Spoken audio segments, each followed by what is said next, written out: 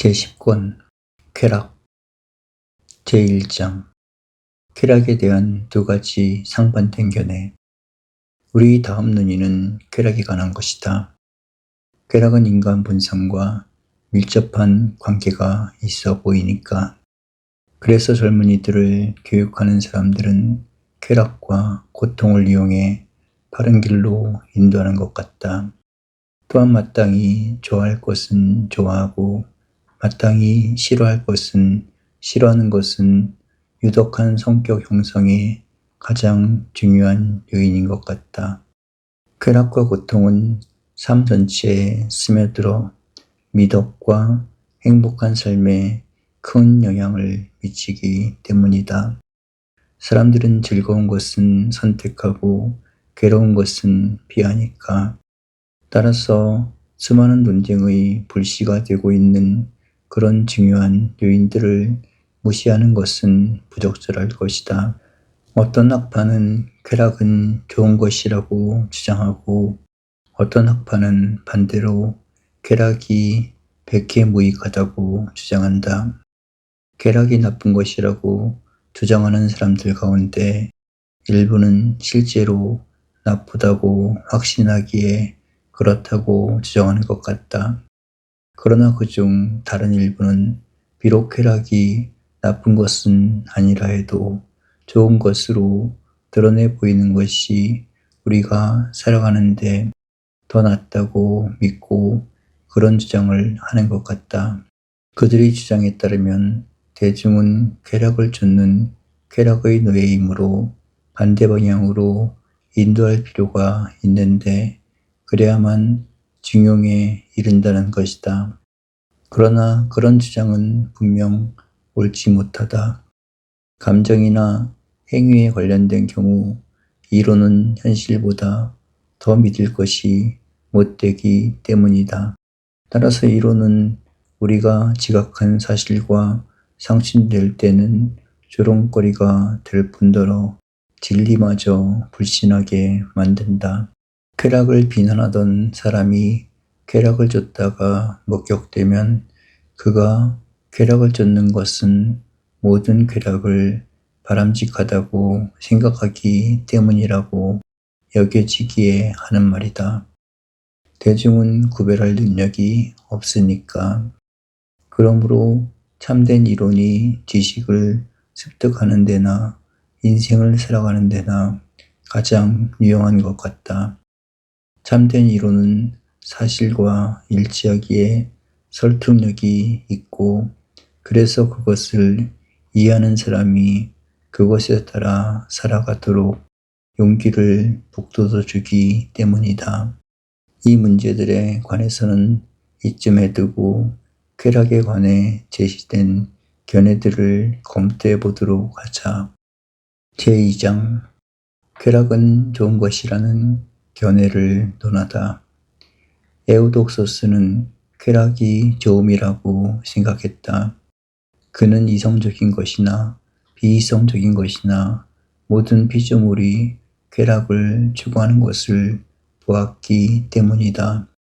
그리고 그의 주장에 따르면 모든 경우 바람직한 것은 좋은 것이고 가장 바람직한 것은 가장 좋은 것이다. 따라서 모든 피조물이 같은 것에 끌리는 것은 그것이 모두를 위해 최선이라는 것을 보여준다. 모든 것은 자기 양식을 찾듯 자기 좋음을 찾기 때문이다. 그러니 모든 것에게 좋고 모든 것이 추구하는 것이 좋음이다. 에우독소스의 논리가 신뢰감을 준 것은 그 자체보다는 그의 유독한 성격 때문이었다. 그는 남달리 자제력이 있어 보였고 그래서 쾌락을 좋아해서가 아니라 사실이 그렇기에 그런 말을 한다고 생각되었던 것이다. 에우독소스는 그 반대 경우를 고찰해도 분명 같은 결론에 도달할 것이라고 믿었다. 왜냐하면 고통은 그 자체로 모두에게 깊이 대상이듯이 마찬가지로 고통과 반대되는 것은 모두의 선택 대상이 되리라는 것이 그의 생각이었다. 가장 바람직한 것은 우리가 다른 것 때문에 또는 다른 것을 위해 선택하는 것이 아니다. 쾌락이 바로 그런 것이라는 데에는 누구나 동의한다. 쾌락은 그 자체로 바람직한 것이라고 생각하기에 무엇을 위해 즐기느냐고 묻는 사람은 아무도 없다. 또한 에우독소스는 올바른 행위나 절제 있는 행위 같은 다른 조음에 쾌락이 덧붙여지면 그 다른 조음을 더욱 바람직한 것으로 만들며 조음은 조음으로만 증대된다고 주장했다. 에우독소스의 이런 주장은 쾌락이 여러 조음 가운데 하나이며 다른 조음보다 더 좋은 것이 아니라는 것을 보여주는 것 같다. 조음은 혼자일 때보다도 거기에 다른 조음이 더하 있을 때 더 바람직하니 말이다. 실제로 플라톤도 이런 논리를 사용하여 쾌락은 조음이라는 주장을 뒤덮었다.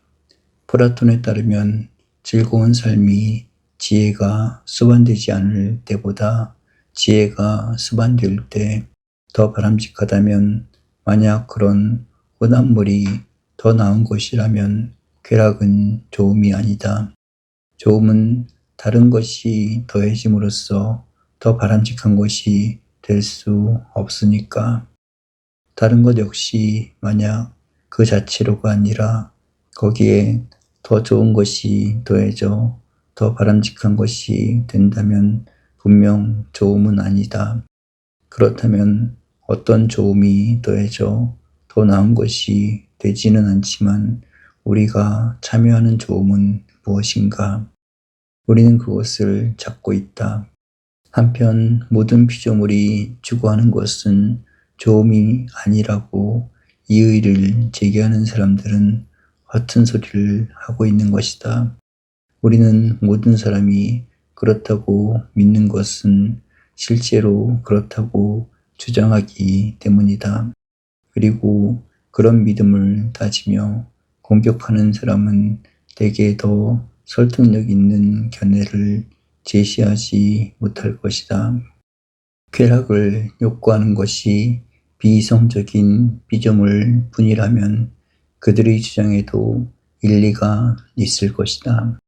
하지만 지성적인 피조물도 쾌락을 욕구한다면 그들은 대체 무엇을 말하려는 것인가?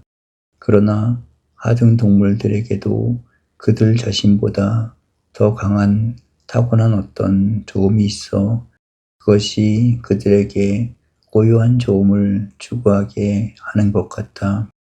쾌락과 반대되는 것에 관한 논리 역시 설득력이 있어 보이지 않는다. 그들의 주장에 따르면 고통이 나쁨이라고 해서 쾌락이 조음일 필요는 없다는 것이다. 나쁨은 나쁨에도 대립될 수 있고 좋음과 나쁨은 둘 다 좋지도 않고 나쁘지도 않은 것에도 대립될 수 있기 때문이다. 이런 논리가 잘못된 것은 아니지만 우리가 논의하는 문제들에는 적용되지 않는다. 쾌락과 고통이 둘 다 나쁨이라면 둘 다 회피 대상이 되어야 할 것이고 둘 다 나쁨이 아니라면 둘 다 회피 대상이 되어서는 안 되거나 아니면 같은 정도로 회피 대상이 되어야 할 것이다. 하지만 사람들은 분명 고통은 나쁨이라고 여겨 피하고 쾌락은 좋음이라고 여겨 선택한다. 그래서 쾌락과 고통은 좋음과 나쁨으로써 서로 대립될 수밖에 없다. 그래서 쾌락과 고통은 좋음과 나쁨으로써 서로 대립될 수밖에 없다. 제3장 쾌락은 백해무익하다는 견해를 논하다. 또한 쾌락이 자질이 아니라고 해서 쾌락이 좋음이 아니라는 법은 없다. 미덕의 활동들도 자질이 아니며 행복 역시 자질이 아니기 때문이다. 그러나 그들의 주장에 따르면 좋음은 확정된 것이고 쾌락은 정도의 차이를 허용함으로 확정된 것이 아니라는 것이다. 그런데 만약 그들이 쾌락의 경험에 근거하여 그렇게 판단한다면 그 점은 정의와 그 밖의 다른 미덕도 마찬가지일 것이다. 우리는 그런 미덕들과 관련하여 사람들이 어떤 자질을 갖고 있거나 미덕들에 걸맞게 행동하는데도 정도 차이가 있다고 분명히 말할 수 있기 때문이다. A는 B보다 더 올바르거나 더 용감할 수 있고 A는 B보다 더 올바르게 행동하거나 더 절제 있게 행동할 수 있으니까. 그러나 그들이 서로 다른 쾌락에 근거하여 그렇게 판단한다면 그렇게 판단하는 진정한 근거를 제시하지 못하고 있는 듯하다. 쾌락에 순수한 것과 혼합된 것 두 종류가 있다면 말이다. 또한 건강은 정도의 차이를 인정하지만 확정된 것인데 쾌락은 왜 그래서는 안 된다는 말인가? 건강은 모든 사람 안에서 같은 비율을 이루는 것도 아니고 같은 사람 안에서도 항상 같은 비율을 유지하는 것도 아니다. 건강은 오히려 악화될 때도 어느 정도까지는 유지되며 정도의 차이를 보인다. 이 점은 쾌락의 경우도 마찬가지이다. 또한 그들은 좋음은 완전하고 운동과 과정은 불완전하다고 주장하며 쾌락은 운동이나 과정이라는 것을 밝히려 한다. 그러나 그들의 논리는 옳지 못한 것 같으며 쾌락은 운동이 아닌 것 같다. 모든 운동은 전체 운동처럼 그 자체로서가 아니면 다른 것과 관련하여 고유한 빠름과 느림을 갖고 있는 것 같은데 이 중 어느 것도 쾌락에는 적용되지 않기 때문이다. 우리는 빨리 화가 나듯 빨리 즐거워질 수도 있지만 빨리 즐거워할 수는 없고 남과 비교해서 즐거워할 수도 없다. 하지만 우리는 빨리 걷거나 잘할 수는 있다. 그래서 빨리 또는 천천히 쾌락의 상태로 옮겨갈 수는 있어도 쾌락의 상태를 빨리 현실화하는 것은 다시 말해 빨리 즐거워하는 것은 불가능하다. 또한 쾌락이 어떻게 과정일 수 있겠는가? 어떤 것이든 다른 어떤 것에서 생기는 것이 아니라 모든 것은 거기서 그것이 생성된 것으로 해체되는 것 같으니 말이다. 그리고 쾌락이 어떤 것의 생성이라면 고통은 그 어떤 것의 파괴일 것이다. 또한 그들은 고통은 우리가 타고난 상태의 결핍이고 쾌락은 충족이라고 주장한다. 그러나 이러한 점들은 육체적인 것이다. 그러니 쾌락이 우리가 타고난 상태의 충족이라면 충족되는 것으로 쾌락을 느낄 것이다. 말하자면 육체가 쾌락을 느낄 것이다. 그러나 그것은 사실이 아닌 것 같다. 따라서 충족은 쾌락이 아니다. 누군가 수술을 받으면 아프듯이 비록 충족될 때 쾌감을 느낀다 해도 말이다. 이런 견해는 먹는 것에 관련된 고통과 쾌락에서 비롯된 것 같다. 우리는 부족해서 고통받은 뒤에야 충족해서 쾌감을 느끼니 말이다. 그러나 모든 쾌락이 다 그런 것은 아니다. 뭔가를 배우는 즐거움, 감성적 쾌락 중에서도 후각과 여러 소리와 볼거리, 추억과 희망은 고통을 존재하지 않기 때문이다. 그렇다면 이런 것들은 무엇을 생성하는 과정인가? 충족될 수 있도록 결핍이 일어난 적이 없는데 비난받아 마땅한 쾌락들을 예로 드는 사람에게는 그런 쾌락들은 즐겁지 않다고 반박할 수 있을 것이다. 그런 쾌락들이 마음가짐이 바르지 못한 사람에게 즐겁다면 우리는 그것들이 그런 사람 말고 다른 사람에게도 즐겁다고 생각해서는 안 된다. 이는 우리가 병든 사람에게 건강해졌거나 달거나 쓰다고 생각되는 것들이 실제로 그렇다고 생각해서는 안 되며 눈병에 걸린 사람에게 희게 보이는 것들이 실제로 그렇다고 생각해서는 안 되는 것과 같은 이치이다. 또는 다음과 같이 반박할 수도 있다. 쾌락들은 그 자체로 바람직하지만 특정한 방법으로 생겨나면 그렇지 않다고. 이를테면 부는 그 자체로 바람직하지만 배신의 대가여서는 안 되며 건강은 그 자체로 바람직하지만 아무거나 마구 먹어대는 행위의 대가여서는 안 된다고. 또는 쾌락에는 여러 종류가 있어 고매한 행위에서 비롯하는 쾌락들은 야비한 행위에서 비롯하는 쾌락들과는 다르며 올바른 사람의 쾌락은 올바르지 않고서는 경험할 수 없고 음악적인 사람의 쾌락은 음악적이지 않고서는 경험할 수 없다고 말이다. 친구와 아청꾼의 차이는 쾌락이 도움이 아니라는 것을 또는 쾌락에는 여러 종류가 있다는 것을 분명히 보여준다. 왜냐하면 친구는 우리의 좋음을 위해 우리와 사귀고 아청꾼은 우리의 쾌락을 위해 우리와 사귀기 때문이다. 이렇듯 다른 목적을 위해 우리와 사귀기에 아청꾼은 비난받고 친구는 칭찬받는다. 또한 아이들에게 즐거운 것들이 아무리 즐겁다 해도 아이의 마음으로 평생을 살기를 바라는 사람은 아무도 없을 것이며 설령 그 결과 때문에 고통당하는 일이 없다 해도 더없이 수치스러운 짓을 즐겨 행할 사람은 아무도 없을 것이다.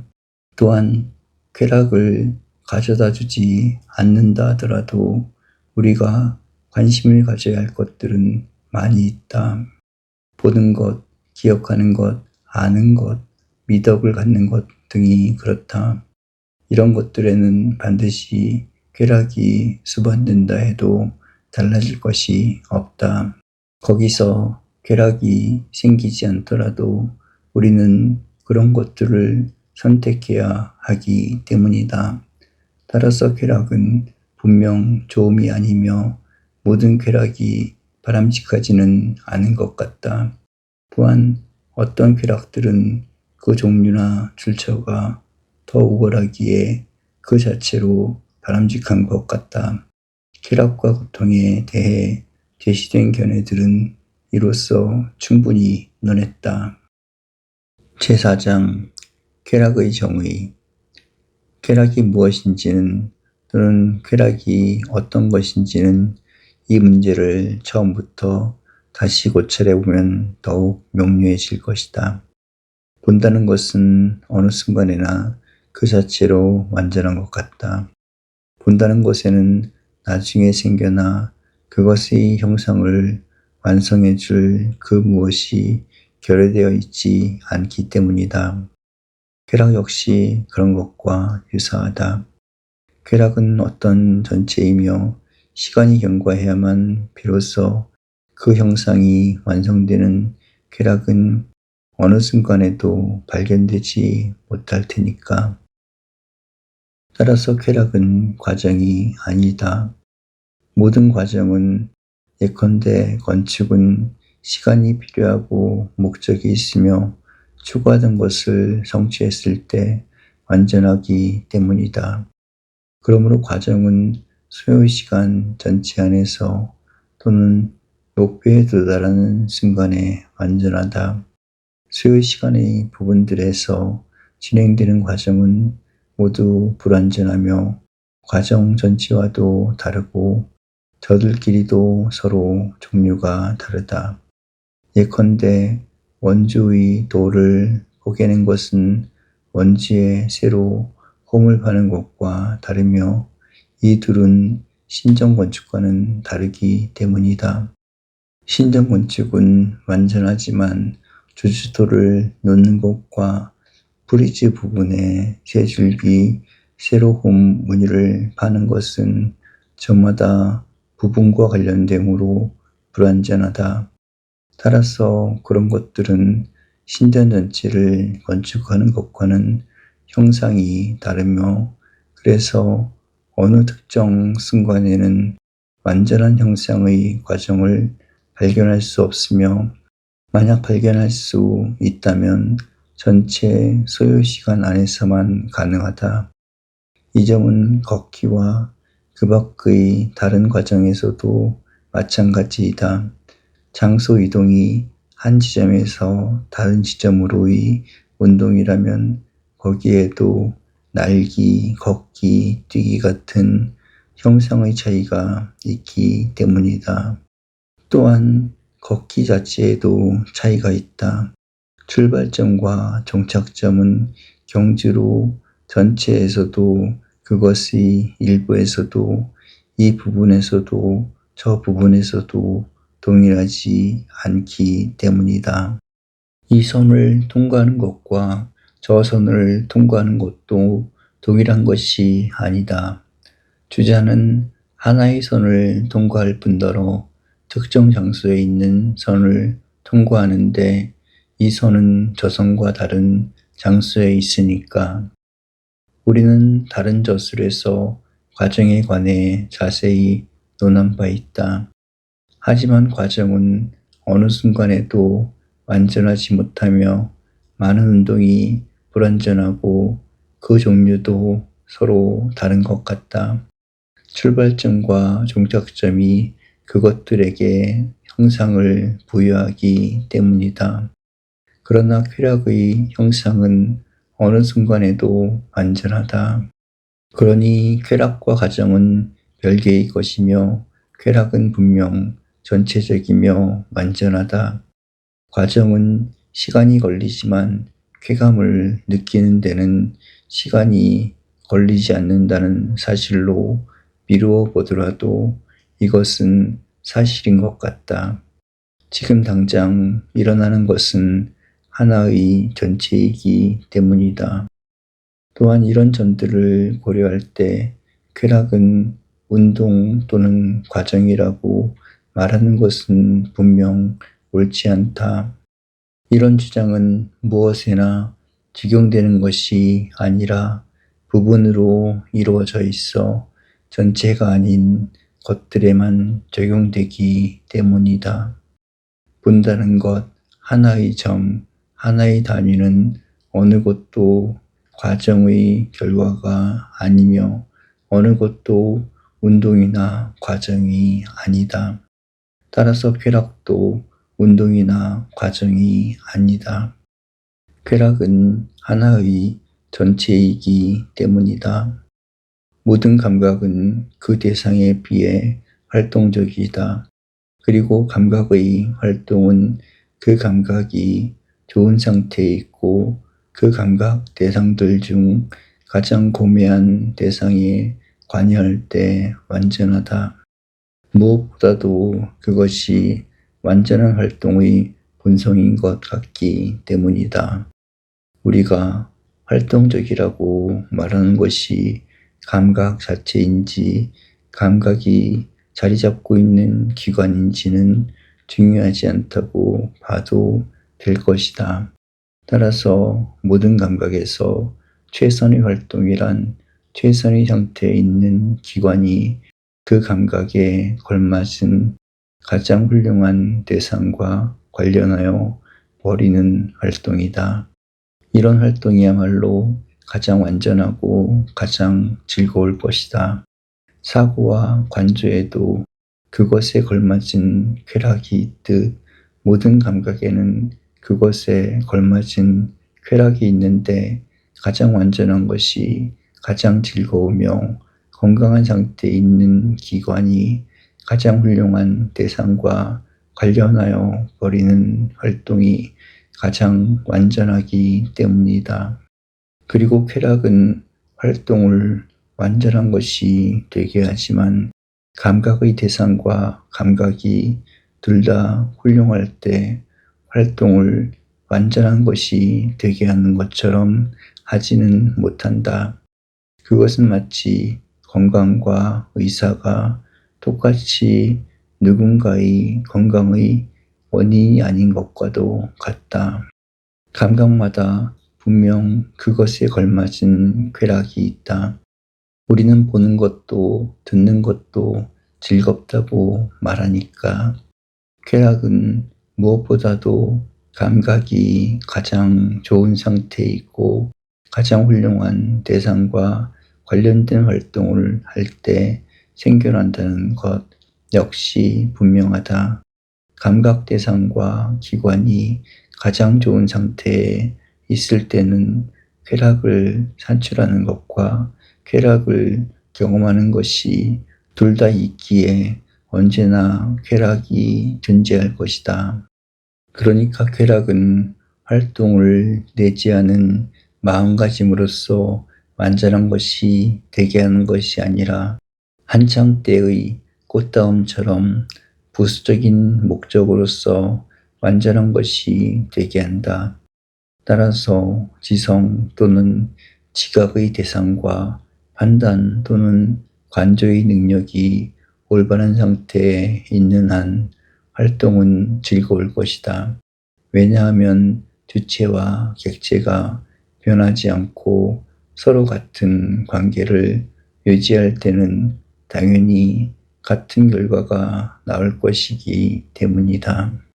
그렇다면 누구에게도 쾌락이 지속되지 못하는 까닭은 무엇인가? 지치기 때문일까? 인간 능력으로는 지속적인 활동이 불가능한데 쾌락도 활동에 의존하는 만큼 지속될 수 없으니 말이다. 새 것일 때는 우리를 즐겁게 해주던 것들이 나중에는 그다지 즐겁지 못한 것도 같은 이유에서이다. 처음에는 우리 마음이 자극을 받아 마치 무엇인가를 관찰할 때 사람들의 시각이 그러듯이 그것과 관련된 활동을 열심히 하지만 나중에는 우리의 활동이 그렇지 못하고 우리가 흥미를 잃어서 즐거움도 시들해지니 말이다. 누구나 다 살기를 바라기에 누구나 다 쾌락을 욕구하는 것으로 생각된다. 삶은 일종의 활동이고 저마다 자기가 가장 좋아하는 능력을 이용하여 자기가 가장 좋아하는 대상들과 관련하여 활동한다. 예컨대 음악가는 자신의 청각을 이용하여 노래와 관련된 활동에 전념하고 학생은 자신의 사고력을 이용하여 자기가 공부하는 것과 관련된 활동에 전념한다. 그 밖의 경우도 이 점은 마찬가지이다. 쾌락은 활동을 완전한 것으로 해주며 따라서 모두가 바라는 삶도 완전한 것으로 해준다. 그러면 모두가 쾌락을 추구하는 것 역시 당연하다. 쾌락은 각자를 위해 삶을 완전하게 해주는데 그럴 때 삶은 바람직하기 때문이다. 그러나 우리가 쾌락 때문에 삶을 선택하는지 아니면 삶 때문에 쾌락을 선택하는지의 문제는 지금 당장에는 제쳐 두도록 하자. 쾌락은 활동 없이는 생기지 않고 모든 활동은 쾌락으로 완전해지는 만큼 삶과 쾌락은 밀접한 관계가 있어 분리되지 않는 것처럼 보이기 때문이다. 제5장 활동이 여러 가지이듯 쾌락도 여러 가지이다. 그래서 쾌락도 여러 가지인 것 같다. 생각건대 종류가 다른 것들은 다른 종류의 것들로 완전해지기 때문이다. 이 점은 분명 동물이나 나무 같은 자연물이나 그림, 조각, 집, 도구 같은 인공물에도 적용되는 것 같다. 마찬가지로 우리는 종류가 다른 활동들도 다른 종류의 것들로 완전해진다고 생각한다. 그런데 지성의 활동은 감각의 활동과는 종류가 다르며 또한 이 두 가지 활동은 저마다 저들끼리도 종류가 다르다. 따라서 그런 활동들을 완전해지게 하는 쾌락들도 종류가 다르다. 이 점은 또한 개별 쾌락과 그것을 완전해지게 하는 활동과의 긴밀한 관계를 보더라도 분명하다. 어떤 활동의 고유한 쾌락은 그 활동을 증진해주기 때문이다. 무슨 일을 하건 쾌락을 느끼며 활동하는 사람이 더 잘 판단하고 더 정확하기에 하는 말이다. 예컨대 기하학을 즐기는 사람이 기하학자가 되고 기하학의 여러 국면을 더 잘 이해한다. 마찬가지로 음악이나 건축이나 그 밖의 다른 분야를 좋아하는 사람도 그 분야를 즐김으로써 고유한 기능이 향상된다. 이처럼 쾌락은 활동을 증진해 주는데 어떤 활동을 증진해 주는 것은 그 활동의 고유한 것이다. 그러나 종류가 다른 것들은 다른 종류의 속성을 갖고 있다. 이 점은 어떤 활동들이 다른 활동에서 유래하는 쾌락으로 방해받는다는 사실을 보면 더 분명해진다. 피리를 좋아하는 사람이라면 일단 피리를 연주하는 소리가 들리면 토론에 집중할 수 없다. 현재의 활동보다 피리 연주가 더 즐거운 부류이기 때문이다. 그리하여 피리에 관련된 쾌락이 토론 활동을 망쳐놓는다. 다른 분야에서도 한 사람이 두 가지 활동을 동시에 하면 같은 일이 일어난다. 더 즐거운 활동이 다른 활동을 한쪽으로 밀어내는데 즐거움의 차이가 클수록 그런 경향은 더 심해져서 결국에는 다른 활동이 중단된다. 그래서 우리가 어떤 하나에 푹 빠져 즐길 때는 다른 것은 사실상 하지 않으며 어떤 것을 적당히 즐길 때에만 다른 것을 하는 것이다. 예컨대 극장에서 배우들의 연기가 수준 이하일 때 사람들은 군것질을 가장 심하게 한다. 그리고 우리의 활동은 고유한 쾌락으로는 더 집중되고 더 오래 지속되고 더 향상되는 반면 이질적인 쾌락으로는 손상되는 만큼 이 두 가지 쾌락 사이에는 분명 큰 차이가 있다. 이질적인 쾌락은 사실상 어떤 활동의 고유한 고통은 그 활동을 저해하기 때문이다. 그래서 이를테면 누군가에게 쓰기와 세마기가 불쾌하고 고통스러우면 그는 쓰기나 세마기를 그만둔다. 그런 활동이 고통스럽기 때문이다.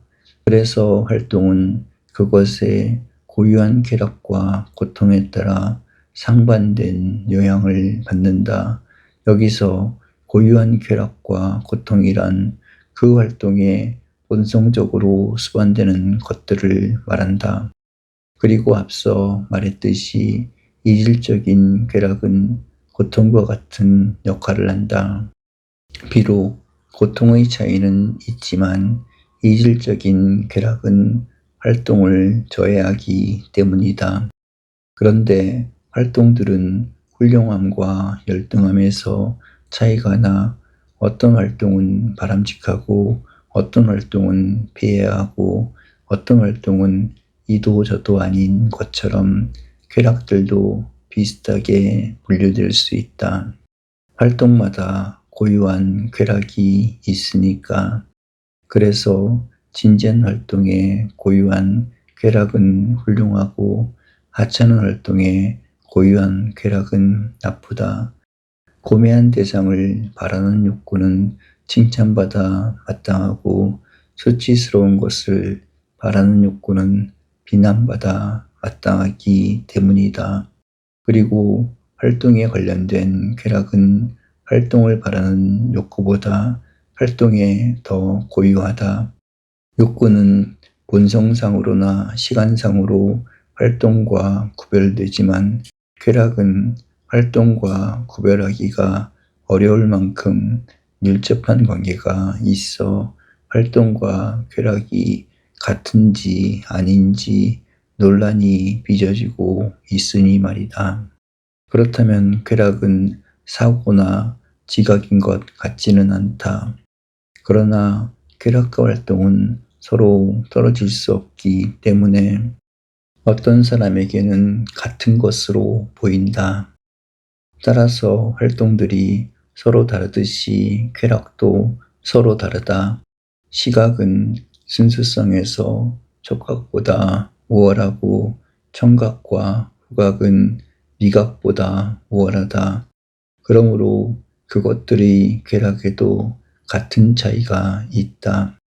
또한 지적 쾌락은 감성적 쾌락보다 우월하며 이 두 종류의 쾌락에서도 저마다 어떤 것은 다른 것보다 더 우월하다. 각각의 동물에게는 고유한 기능이 있듯이 고유한 쾌락이 있는 것 같다. 고유한 기능을 수행하는 쾌락 말이다. 이 점은 동물의 개별 종을 살펴보면 분명해질 것이다. 말과 개와 사람의 쾌락이 서로 다르기 때문이다.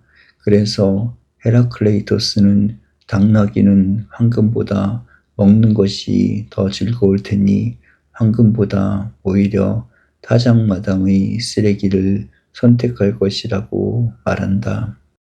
그러니 종이 서로 다른 동물들의 쾌락은 종류가 다르며 같은 종의 쾌락은 당연히 서로 다르지 않다. 그러나 적어도 사람의 경우 저마다의 쾌락은 적잖은 차이를 보인다. 같은 것들이 어떤 사람에게는 즐겁고 다른 사람에게는 괴롭다. 다시 말해 어떤 사람에게는 괴롭고 역겨운 것이 다른 사람에게는 즐겁고 사랑할 만한 가치가 있다. 단 것의 경우에도 그런 일이 일어난다. 같은 것이라도 열병 환자와 정상인에게 똑같이 달게 느껴지지 않을 것이며 같은 것이라도 병든 사람과 건강한 사람에게 똑같이 뜨겁게 느껴지지 않을 것이기 때문이다. 그런 일은 다른 경우에도 일어난다. 그러나 그런 상황에서는 언제나 훌륭한 사람의 견해가 옳은 견해인 것 같다.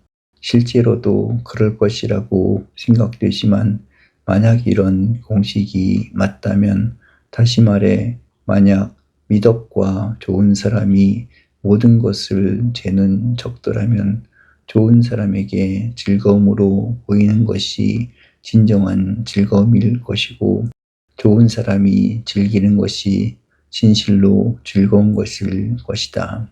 그리고 그에게 불쾌한 것들이 다른 사람에게 즐거워 보인다면 이는 놀랄 일이 아니다.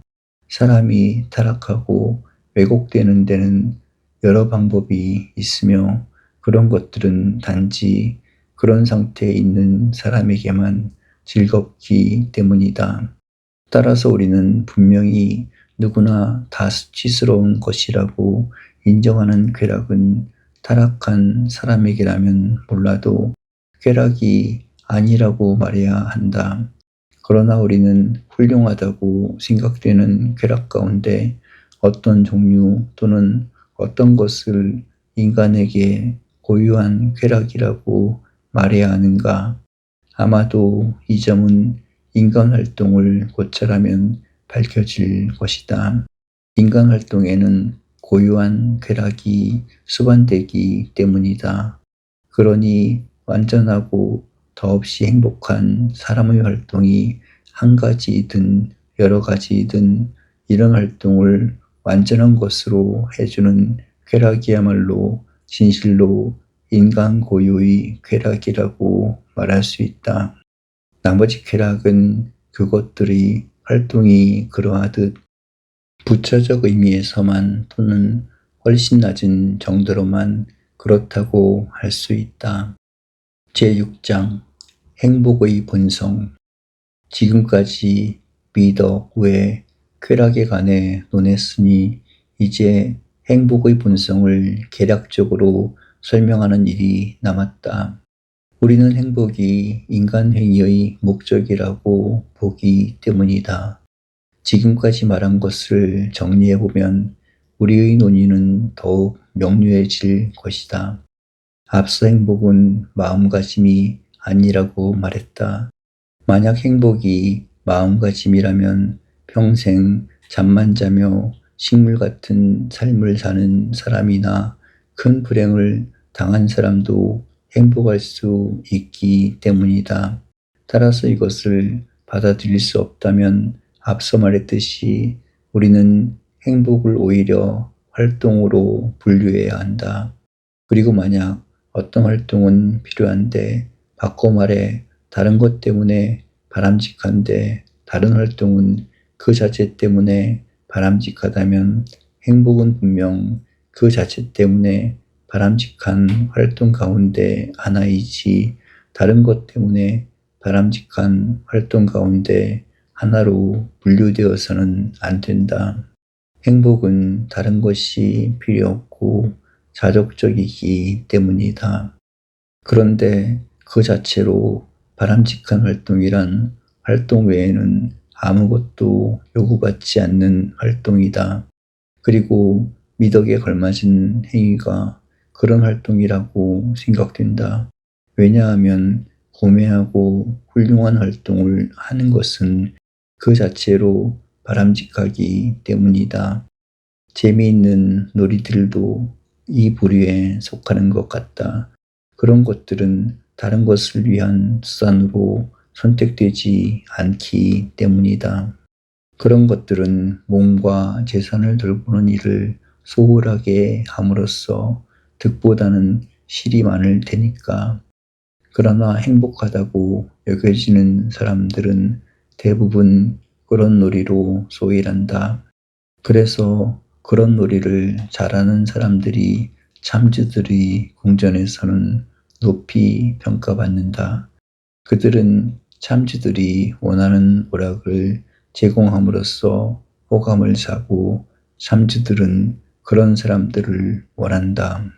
그래서 그런 놀이는 행복과 관계가 있는 것처럼 생각된다. 권력자들이 그런 놀이로 여가를 보내기 때문이다. 그러나 그런 사람들이 하는 짓은 증거가 되지 못할 것이다.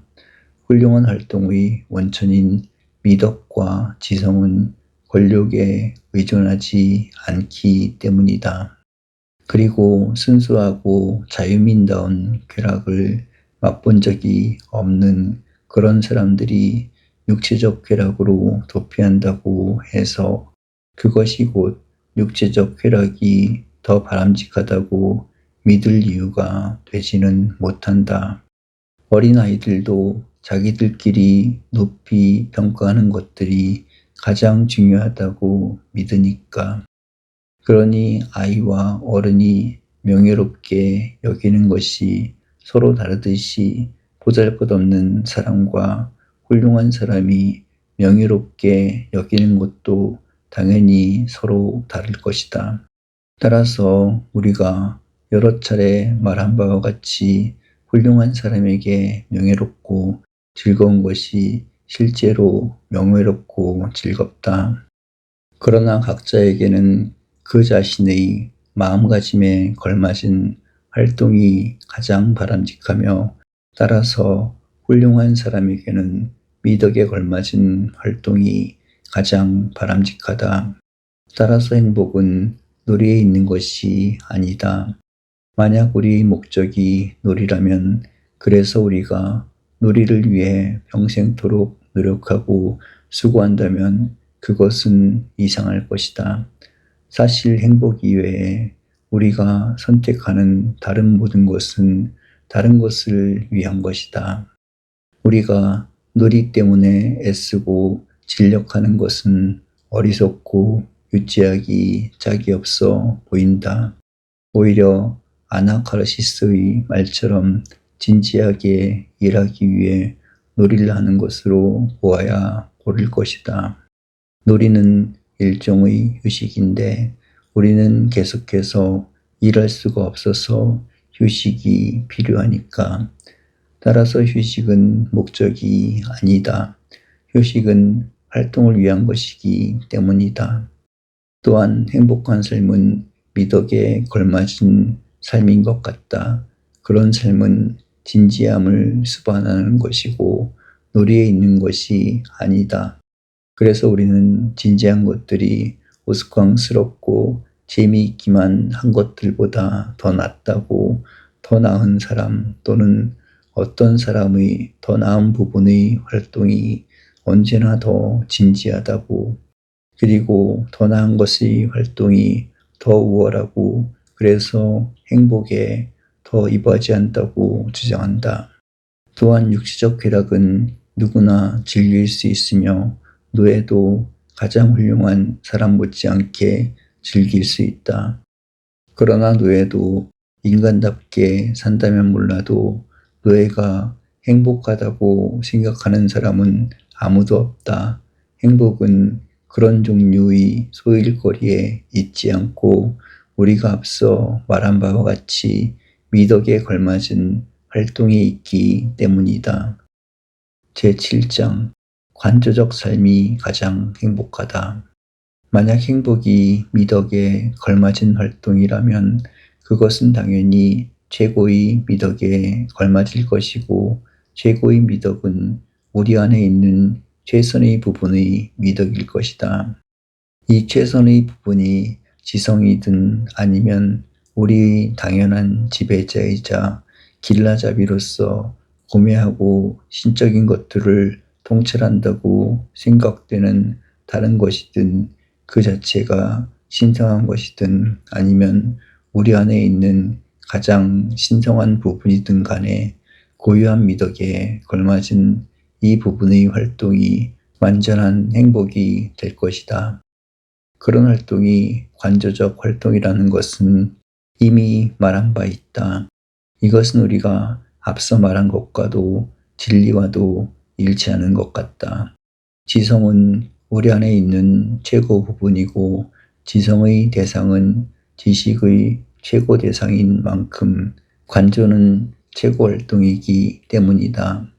그리고 우리는 그 어떤 것보다도 관조하는 일을 더 지속적으로 할 수 있으니 관조는 또한 가장 지속적이다. 우리는 또 행복에는 쾌락이 섞여 있어야 한다고 생각하는데, 철학적 지혜에 걸맞은 활동이 미덕에 걸맞은 활동 가운데 가장 즐겁다는 데는 누구나 동의한다. 아무튼 철학은 순수성과 견실함에서 놀랄만한 쾌락을 내포하고 있는 것 같으며, 지식을 가진 사람이 지식을 찾는 사람보다 더 즐겁게 서일하는 것은 당연하다. 또한 이른바 자적도 무엇보다도 관조적 활동에 속할 것이다. 철학적 지혜를 가진 사람이나 올바른 사람이나 그 밖의 다른 미덕을 가진 사람이나 생필품이 필요하기는 마찬가지이다. 하지만 생필품이 충분히 공급되면 올바른 사람은 가장 올바르게 행동할 때 대상이 되어주고 협력자가 되어줄 사람들이 필요할 것이며, 이 점은 절제 있는 사람, 용감한 사람, 그 밖의 다른 사람의 경우도 마찬가지이다. 그러나 철학적 지혜를 가진 사람은 혼자서도 관조할 수 있으며 지혜로울수록 더욱 그러하다. 그는 아마 협력자가 있으면 더 잘 관조할 수 있을 것이다. 그렇지 않더라도 그는 여전히 가장 자족적이다. 또한 관조만이 그 자체 때문에 사랑받는 것 같다. 관조의 경우 그 행위 말고는 아무 소득이 생기지 않지만, 실천적 미덕의 경우에는 그 행위 말고도 우리가 다소간 뭔가를 얻기를 기대하기 때문이다. 또한 행복은 여가에 달려있는 것 같다. 우리는 여가를 갖기 위해 일하고 평화롭게 살기 위해 전쟁을 하기 때문이다.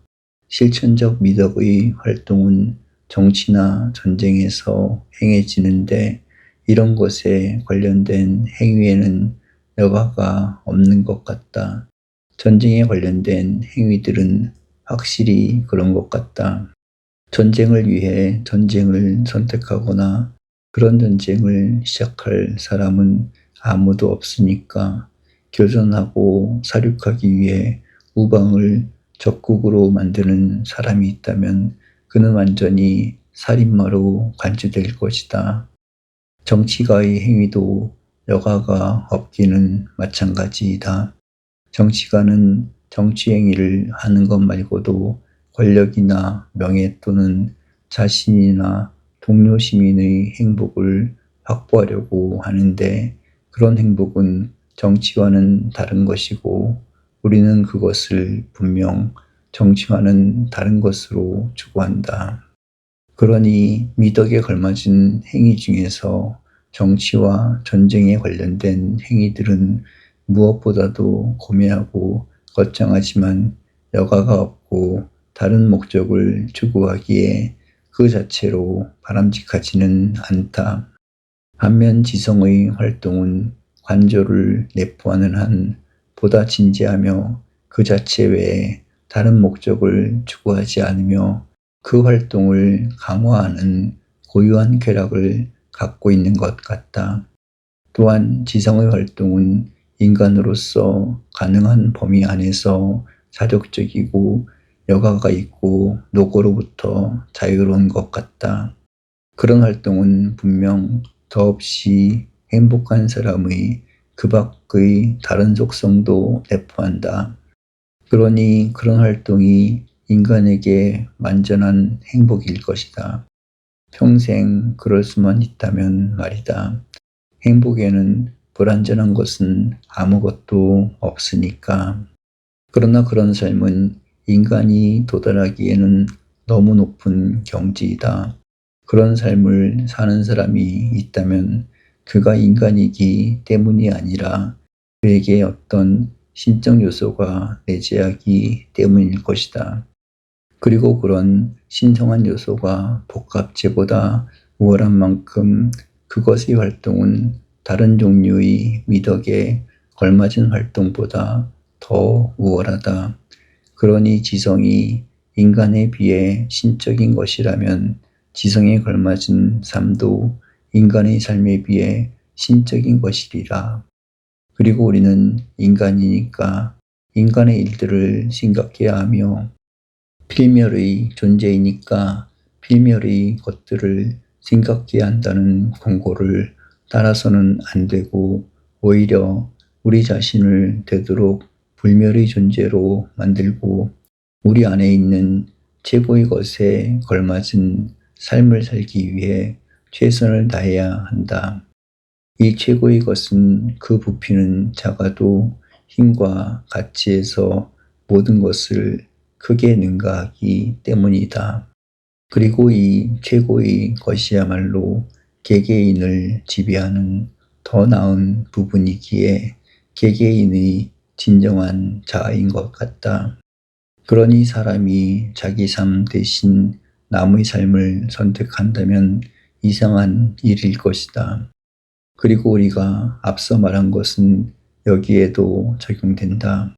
말하자면 각자에게 고유한 것이 본성적으로 각자에게 가장 좋은 것이자 가장 즐거운 것이다. 따라서 인간에게는 지성에 걸맞은 삶이 최선이자 가장 즐거운 삶이다. 지성이야말로 다른 어떤 것보다도 인간적이기 때문이다. 그러니 그런 삶은 또한 가장 행복한 삶일 것이다. 제8장 도덕적 활동은 제2의 행복이다. 다른 종류의 미덕에 걸맞은 삶은 두 번째로 행복하다. 그런 미덕에 걸맞은 행위들은 인간적이기 때문이다.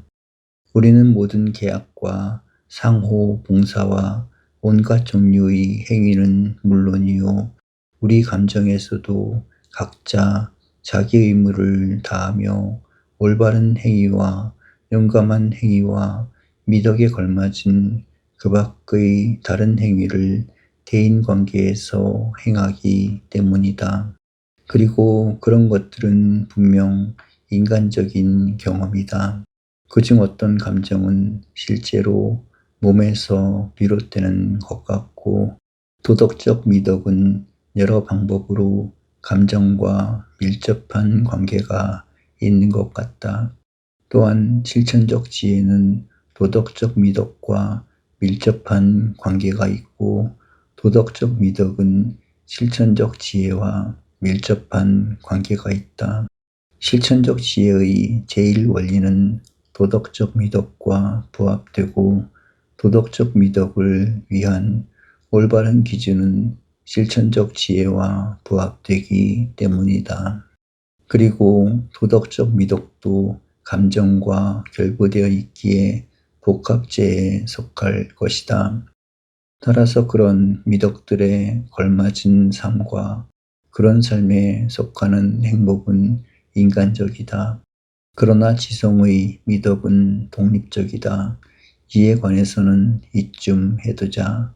더 자세히 논하는 것은 우리의 현재 연구 범위를 벗어난다. 또한 지성의 미덕은 외적 수단을 적게 필요로 하거나 도덕적 미덕보다 적게 요구하는 것 같다. 우리는 지성의 미덕과 도덕적 미덕에게 필수적인 것이 같은 정도로 필요하다고 가정하기로 하자. 설령 정치가가 몸 같은 것을 위해 더 많은 노력을 기울인다 해도 여기서는 사소한 차이밖에 나지 않을 테니까. 하지만 그것들이 활동을 위해 요구하는 것에는 큰 차이가 날 것이다. 후한 사람은 후하게 행동하기 위해 돈이 필요하고, 올바른 사람은 신세진 것을 갚기 위해 돈이 필요할 테니까. 의도는 밖으로 드러나지 않으며 올바르지 못한 사람도 올바른 행위를 하고 싶어하는 척한다. 그리고 자기 미덕에 걸맞은 행위를 하려면 용감한 사람은 힘이, 절제 있는 사람은 기회가 필요할 것이다. 그렇지 않으면 그가 또는 유덕한 다른 사람이 어떻게 가진 자질을 발휘할 수 있겠는가? 또한 의도와 행위를 다 포함하는 것으로 생각되는 미덕의 둘 중 어느 쪽이 더 훌륭한지도 논란의 대상이다. 미덕의 완성은 분명 둘 다 포함하지만 유덕한 행위를 위해서는 많은 것이 필요하고, 행위가 위대하고 고매할수록 더 많은 것이 필요하다. 그러나 관조하는 삶을 선택한 사람에게는 그런 것들이 필요 없다. 적어도 자신의 그런 활동을 위해서는 그런 것들은 그런 관조에 걸림돌이 된다고 말할 수 있을 것이다. 하지만 그가 인간이고 공동체의 구성원인 한 그는 미덕에 걸맞은 행동을 하기를 선택한다. 따라서 그는 인간으로서 살 수 있게 해줄 외적인 좋음들이 필요할 것이다. 완전한 행복이 일종의 관조적 활동임은 다음을 봐도 알 수 있다. 우리는 신들이 더없이 축복받고 행복한 존재들이라고 생각한다. 하지만 우리는 신들이 어떤 종류의 행위를 한다고 생각해야 하는가? 올바른 행위라고 말할까? 그러나 신들이 계약을 맺고 맡긴 돈을 되돌려주는 등의 행위를 한다면 분명 우습지 않을까? 용감한 행위라고 말할까? 무서운 것에 맞서고 위험을 무릅쓰는 것은 고매한 일이니까. 아니면 후한 행동이라고 말할까? 하지만 신들이 대체 누구에게 준단 말인가? 만약 신들에게 돈이나 돈 같은 것이 있다면 이상할 것이다. 그리고 신들이 절제 있는 행위란 대체 어떤 것인가? 신들에게는 나쁜 욕구가 없으니 그런 칭찬은 무의미하지 않을까? 신들에게는 나쁜 욕구가 없으니 그런 칭찬은 무의미하지 않을까? 이런 것들을 모두 따져보더라도 행위와 관련된 상황은 시시해서 신들에게 걸맞지 않다. 그럼에도 누구나 신들은 적어도 살아있으며 따라서 활동한다고 생각한다. 신들이 엔디미온처럼 자고 있다고는 생각하지 않으니까. 그런데 만약 살아있는 존재에게서 행동하는 능력과 더하여 생산하는 능력을 떼어낸다면 관조 말고 무엇이 남겠는가? 그러니 복받았다는 점에서 다른 활동을 모두 능가하는 신의 활동은 관조적 활동일 것이다. 따라서 인간의 활동 중에서는 신의 활동을 가장 많이 닮은 것이 가장 행복한 활동일 것이다. 이런 견해는 하등 동물은 그런 활동을 전혀 하지 않기에 행복에 참여하지 못한다는 사실로 뒷받침된다. 신들의 삶은 전적으로 행복하고 인간의 삶은 신적인 활동을 닮은 것을 포함하는 만큼만 행복한데 하등 동물은 어느 것도 관조에 관여하지 않기에 행복하지 못하다. 따라서 행복은 관조와 공존하며 사람들은 더 많이 관조할수록 더 행복하다.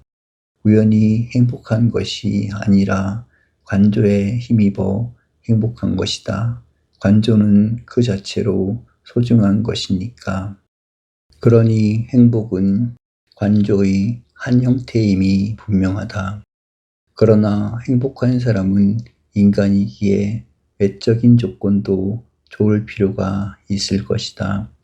우리 본성은 관조할 만큼 자족적이지 못하기 때문이다. 몸 또한 건강하고 영양분을 공급받고 다른 보살핌을 받아야 한다.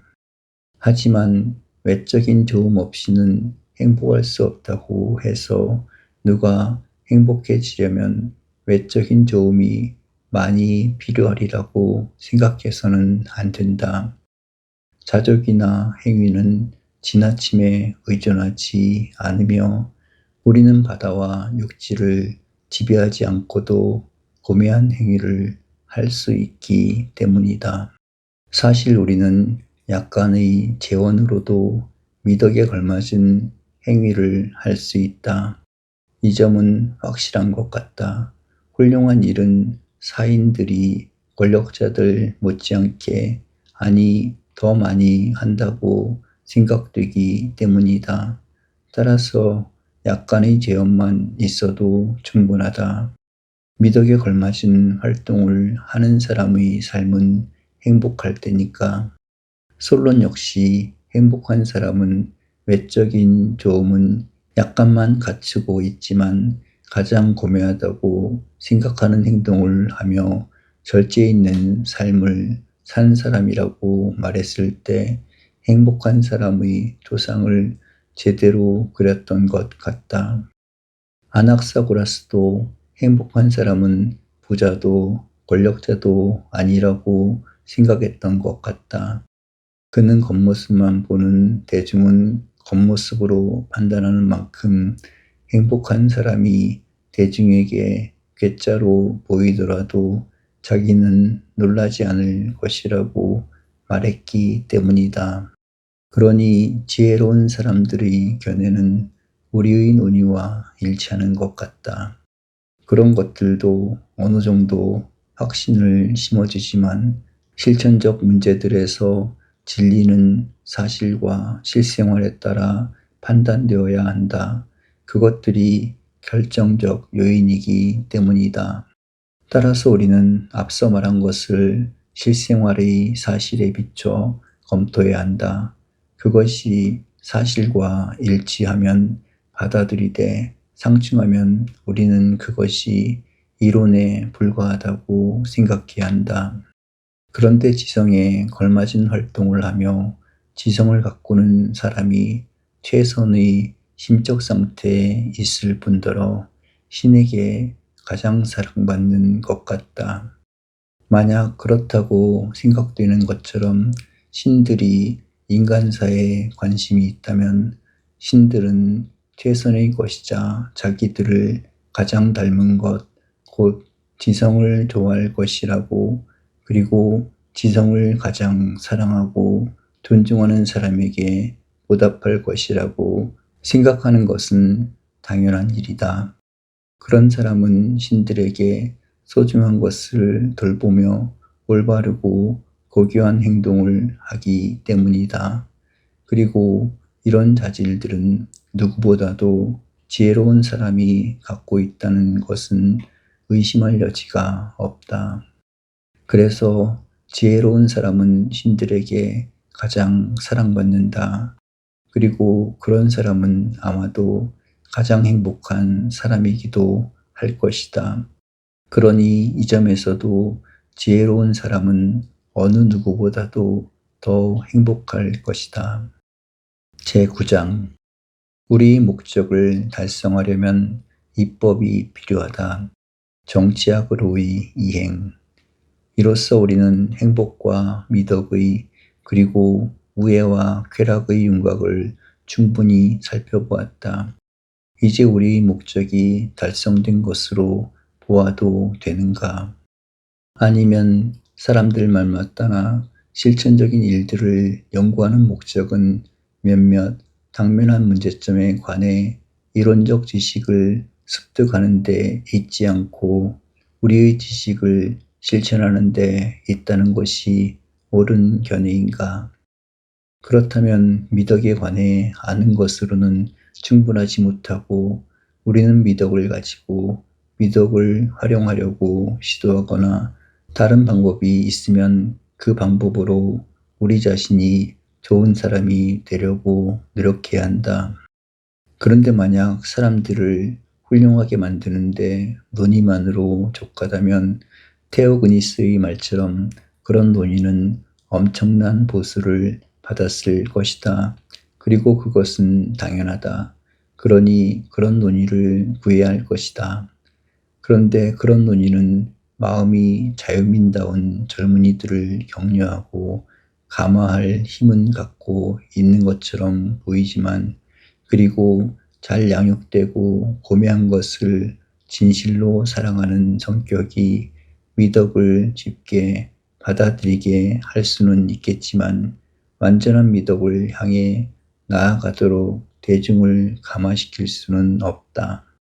왜냐하면 대중은 수치심보다는 공포심의 지배를 받으며 수치스럽기 때문이 아니라 벌을 받기 때문에 대중의 본성이 악행을 삼가기 때문이다. 대중은 감정의 지배를 받으며 사는지라 자신의 쾌락과 그것을 얻는 수단을 추구하며 그런 것들에 상반되는 고통은 피한다. 또한 대중은 구매한 것과 진실로 즐거운 것에 대해서는 개념조차 없다. 그런 것들을 경험해 본 적이 없기 때문이다. 그렇다면 어떤 논의가 이런 사람들을 개조할 수 있겠는가? 사람들이 성격 속에 오랫동안 뿌리내리고 있던 것을 논의로써 제거한다는 것은 불가능하거나 어렵기 때문이다. 그리고 우리가 훌륭해지는데 필요한 것으로 보이는 수단이 모두 갖추어져 있을 때 미덕을 일부라도 얻는다면 우리는 아마도 그것으로 만족해야 할 것이다. 어떤 사람은 본성에 따라, 어떤 사람은 습관에 따라, 다른 어떤 사람은 교육에 따라 우리가 좋은 사람이 된다고 생각한다. 본성에 의해 그렇게 되는 것은 분명 우리의 소관이 아니다. 그것은 신이 내리는 것으로서 진정한 행운아에게 주어진다. 논의와 교육은 모든 경우에 효력이 있는 것 같지는 않다. 그러니 배우는 사람의 혼은 즐길 것은 즐기고 싫어할 것은 싫어하도록 미리 습관을 들여야 한다. 마치 씨앗을 뿌릴 못판 흙처럼 말이다. 자신의 감정에 따라 사는 사람은 누가 되돌려도 논의에 귀를 기울이지 않거나 귀를 기울여도 이해하지 못할 것이기 때문이다. 그러니 그런 상태에 있는 사람이 생각을 바꾸도록 우리가 어떻게 설득할 수 있겠는가? 일반적으로 감정은 논의에는 굴복하지 않고 힘에는 굴복하는 것 같다. 따라서 고매한 것을 좋아하고 수치스러운 것을 싫어함으로써 미덕과 닮은 데가 있는 성격이 어떻게든 미리 있지 않으면 안 된다. 그러나 올바른 법률 아래에서 자라지 못한다면 아주 어려서부터 미덕을 위한 바른 교육을 받기가 어렵다. 대중은 특히 젊을 때는 절제있고 참을성 있게 사는 것을 달가워하지 않기 때문이다. 그래서 그들의 양육과 직업은 법률에 의해 규정되어야 한다. 일단 습관화되면 그런 것들이 고통스럽지 않을 테니까. 하지만 그들이 젊을 때 바르게 양육되고 올바르게 보살핌을 받는 것만으로는 아마도 충분하지 않을 것이다. 그들은 어른이 된 뒤에도 자신들의 양생법을 지키고 그것이 몸에 배어야 하는 만큼 우리는 이런 활동뿐 아니라 일반적으로 말해 생활 전체를 규정할 법률이 필요하다. 대중은 논의보다는 강요에 복종하고 고매한 것보다는 처벌에 유의하기 때문이다. 그래서 어떤 사람은 습관에 따라 잘 훈련된 사람은 순순히 따를 것이라고 생각하고는 입법자들이 모름지기 미덕을 지향하도록 백성을 격려하고 고매한 것을 위해 행동하도록 호소하되 복종하지 않거나 성격상 결함이 있는 자는 징계하고 처벌하고 교정할 수 없는 자는 완전히 추방해야 한다고 생각한다. 훌륭한 사람은 고매한 것을 바라보며 살기에 이성에 귀를 기울이지만 보잘것없는 사람은 쾌락을 욕구하기에 짐 운반하는 가축처럼 고통으로 통제되어야 한다는 것이 그들의 생각이다. 그래서 그들에게 가해지는 고통은 그들이 좋아하는 쾌락과 정반대가 되어야 한다는 것이다. 따라서 우리가 말한 바와 같이 좋은 사람이 되려면 좋은 교육을 받고 좋은 습관을 들여야 하며 그런 다음에는 훌륭한 일에 종사하며 살아가되 자발적이든 비자발적이든 나쁜 짓을 해서는 안 된다. 그리고 이것은 사람들이 어떤 지성 또는 구속력 있는 올바른 체계 안에서 살아갈 때 가능하다. 그런데 아버지의 명령에는 구속력 또는 강제력이 없으며 일반적으로 말해 어떤 개인의 명령도 그 점에서는 마찬가지이다. 그가 왕이거나 왕과 같은 존재라면 몰라도 그러나 법률은 일종의 실천적 지혜와 지성의 선원인 만큼 강제력이 있다. 그래서 사람들은 자신들의 충동에 반대하는 사람이 있으면 그가 반대하는 것이 옳다 해도 미워하지만 법률은 훌륭한 것을 명한다 해서 미움을 사지 않는다.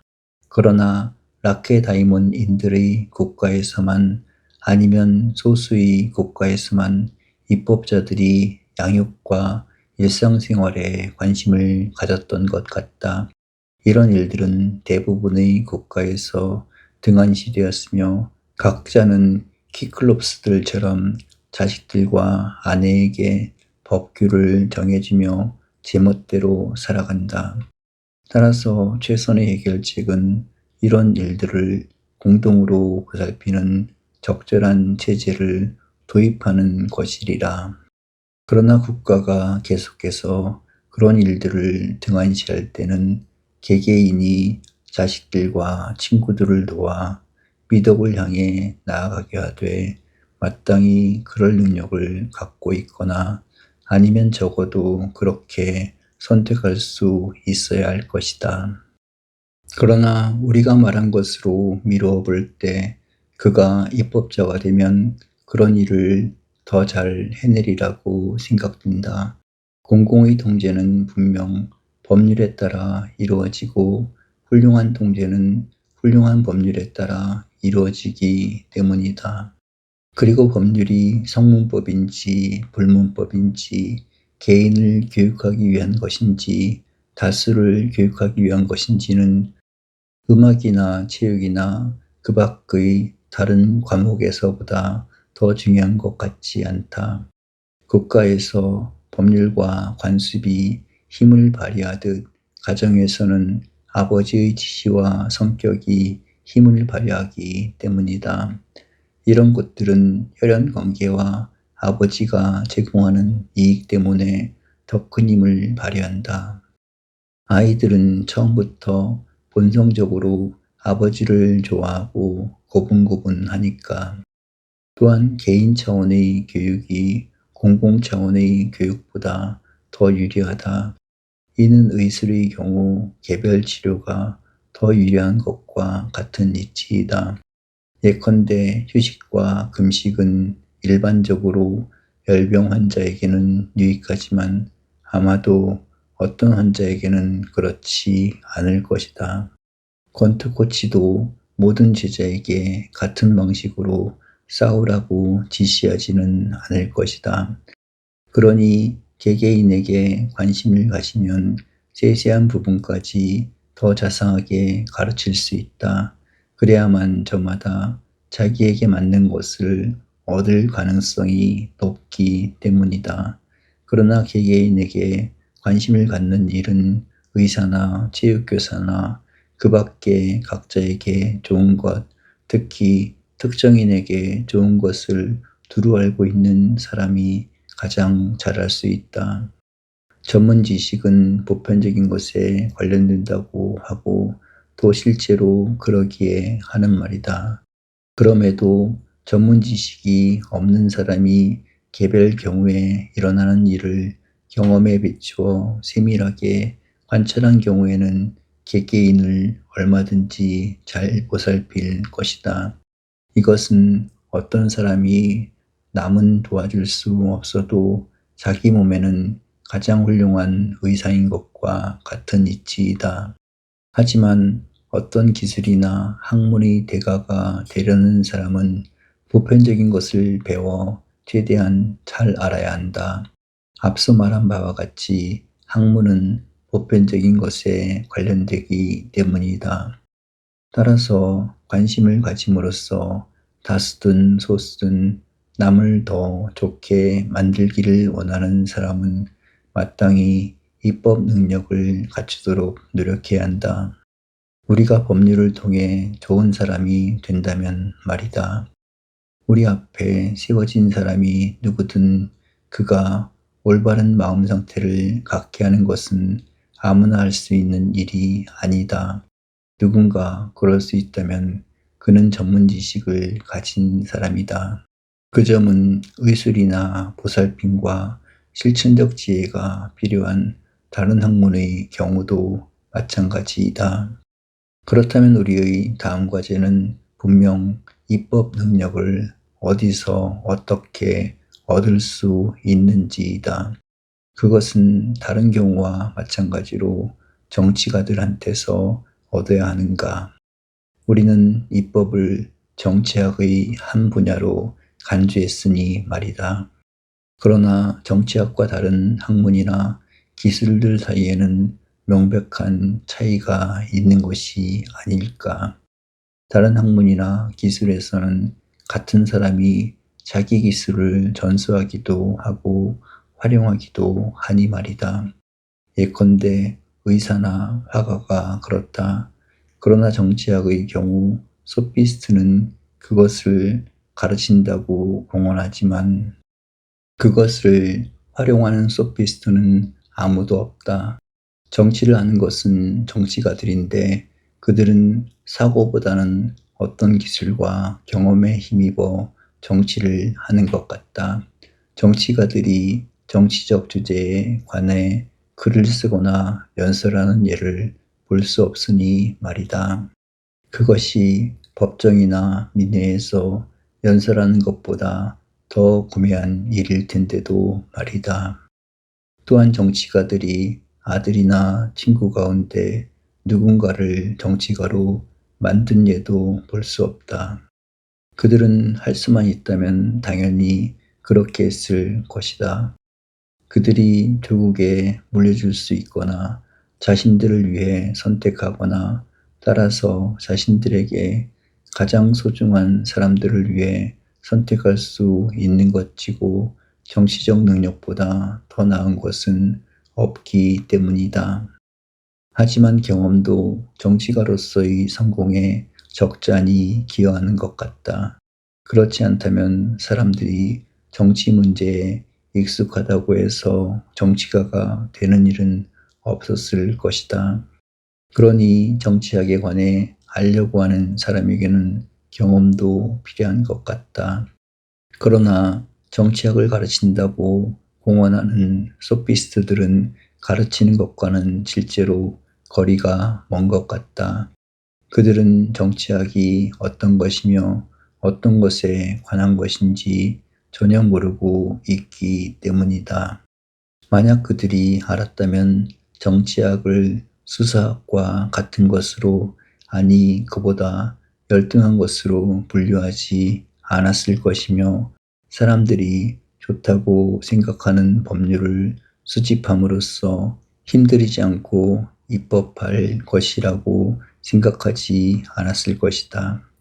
그들은 최선의 법률을 선별하는 것이 가능하다고 생각하기에 하는 말이다. 마치 선별 행위에는 판단력이 필요 없는 것처럼.